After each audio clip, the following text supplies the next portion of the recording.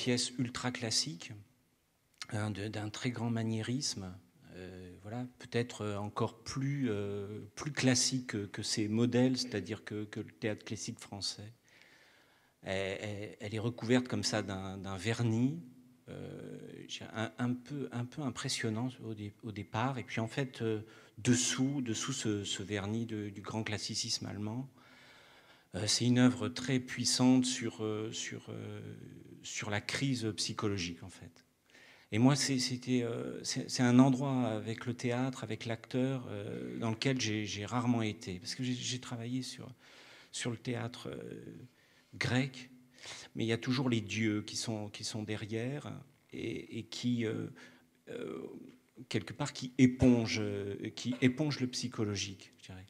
Et que chez Goethe, il n'y a plus les dieux, et donc les personnages sont livrés à eux-mêmes et doivent se débrouiller avec leurs affects. Mais surtout, Torquato Tasso, c'est une œuvre sur le rapport entre l'artiste et le pouvoir.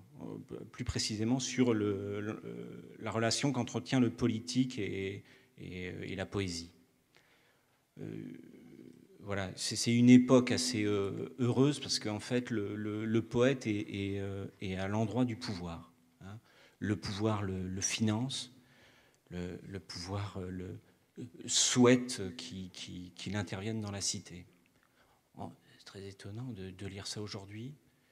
Et, et néanmoins, c'est quand même l'histoire, même si ce poète est fêté par cette cour de la Renaissance.